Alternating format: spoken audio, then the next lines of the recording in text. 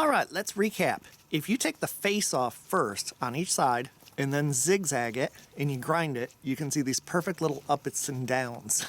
And now you could, if you were just making decorative jewelry or something, you could just leave that dull edge and then make your notches and then make this into an arrowhead for, for basically looks.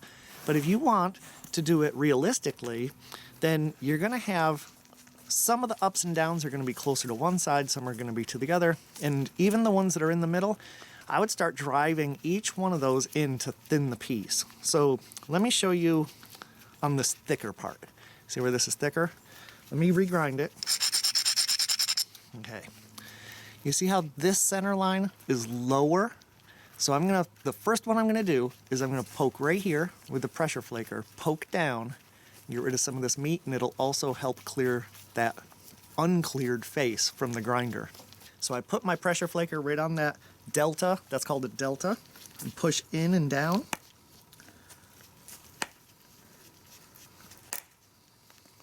Okay, so one flake came off. That flake came off. And what it did here was that was a big flake. It still hasn't quite cleared that face. So that's one of the advantages of clearing the face first. But now we just keep going. All the ones that are lower, so these are all lower. I'm gonna poke, poke, poke, poke, poke, and try to clear and thin as much as possible.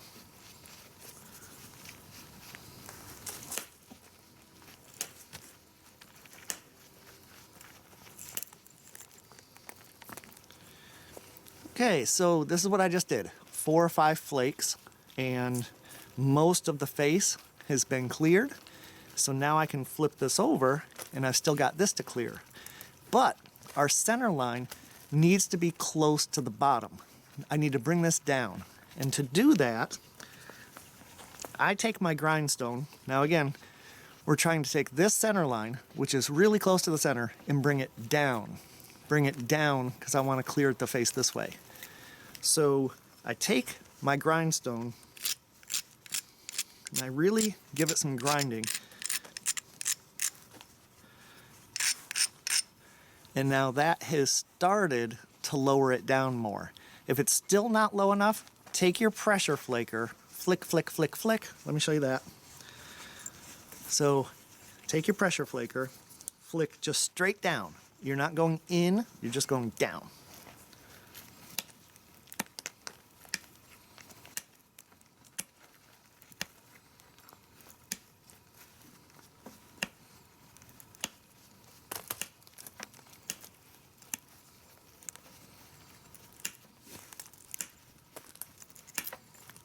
That's where the obsidian really gets slippery. That's why grinding helps, because my pressure flaker was sliding off it. And then grind, grind, grind, grind, grind. And now look at what I've done. You see how I've brought the center line way down below center? So from here to here, I can now take flakes off here and clear that face that's kind of unsightly.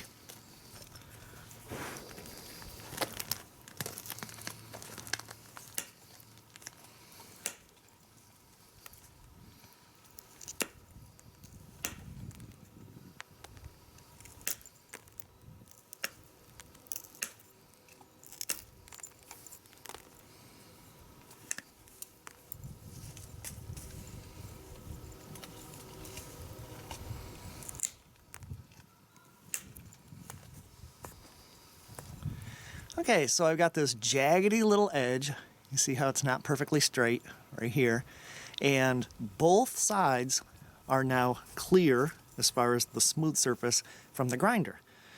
However, you'll notice that the patterned pressure flaking, if you're trying to get a pattern, like a really nice perfect pattern, take the face off first and then zigzag, and then you can just kind of make this a little sharper if you want. You can always tell an arrowhead that's been made with that slab and taking the face off and then zigzagging it. But when you get into this type of pattern, where it's more irregular, see all those flake scars are kind of irregular, that would be a lot more authentic, because if you're working from a rock like this, you're constantly going back and forth trying to redefine platforms, and you're not going to get that perfect symmetry.